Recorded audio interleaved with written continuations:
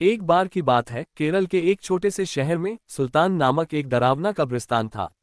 ऐसा कहा जाता था कि उस कब्रिस्तान में विभिन्न प्रकार के अलौकिक शक्तियां रहती थी। एक चांदनी रात को बिली, लूसी और रोहित तीन दोस्त कब्रिस्तान के किनारे पर एकत्रित हुए। अचानक उनको कब्रिस्तान से भयानक फुसफुसाहट की आवाज सुनाई दी। आवाज कहाँ से आ रही है ये देखने के लिए वे हाथ में टॉर्च लेकर सावधानी से कब्रिस्तान के गेट से अंदर घुसे। जैसे ही वे कब्रिस्तान में दाखिल हुए, हवा तेज चलने लगी। अचानक उन्होंने एक इंसान को एक मकबरे के पास टहलते हुए देखा। वो उदास और खोया हुआ दिखाई दिया, इसलिए बिल्ली, लूसी और रोहित उसके पास आए और पूछा, कौन हो तुम और इतनी रात को यहाँ क्या कर रहे हो? तो उसने जवाब दिया कि मैं एक आत्मा हूँ और मेरा नाम अकबर है।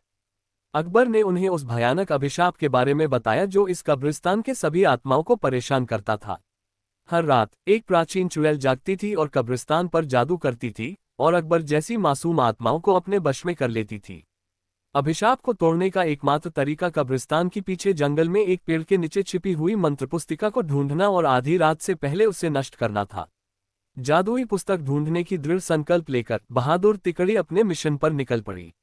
उन्होंने अंधेरे में मकबरों के बीच रास्ता खोजा जंगल में जाने के लिए, और इस बात का ध्यान रखा कि आराम करने वाली आत्माओं को परेशान न किया जाए।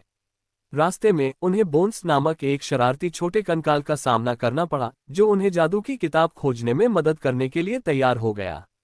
वह कंकाल उन्हें एक पुराने आम के पेड़ के पास ले गई और कहा, इस पेड़ के पत्ते सब अपने पास रख लो। अगर ये पत्ता तुम्हारे पास रहेगा तो वह चुड़ैल तुम्हारा कुछ नहीं बिगाड़ सकती, और ये पत्ता तुम्हें जादुई किताब हासिल करने में मदद करेगा। ये कहकर वह कंकाल वापस कब्रिस्तान की तरफ चला गया। आम के पत्ते को अपने हाथ में लेकर तीन दोस्त जादुई किताब ढूंढने लगे। बहुत ढूंढने के पश्चात जंगल में एक झील के अंदर उन्हें क्षमता हुआ कुछ दिखाई दिया।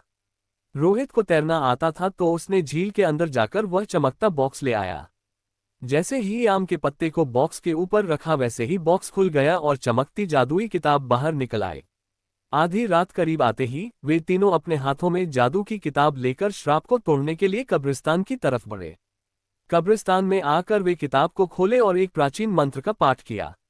मंत्र पाठ करते ही जमीन कांपने लगी और कब्रिस्तान में एक तेज रोशनी छा गई। वह चुड़ैल जाग गई और गुस्से में दिखाई दी, लेकिन उसकी शक्ति धीरे धीरे कमजोर हो रही थी। उसने बिली, लूसी और रोहित को जादुई किताब पढ़ने से रोकने के लिए अपनी जादुई शक्ति का प्रयोग किया, लेकिन उन तीनों पर कोई असर नहीं हुआ, क्योंकि तीनों के पास आम के पत्ते थे जो उनकी रक्षा कर रहे थे। धीरे धीरे चुड़ैल की सारी शक्ति खत्म हो गई और चुड़ैल भस्म हो गई। इस तरह बिली, लूसी और रोहित ने कब्रिस्तान में फंसी हुई आत्माओं को मुक्त किया और कब्रिस्तान में फिर से शांति छा गई।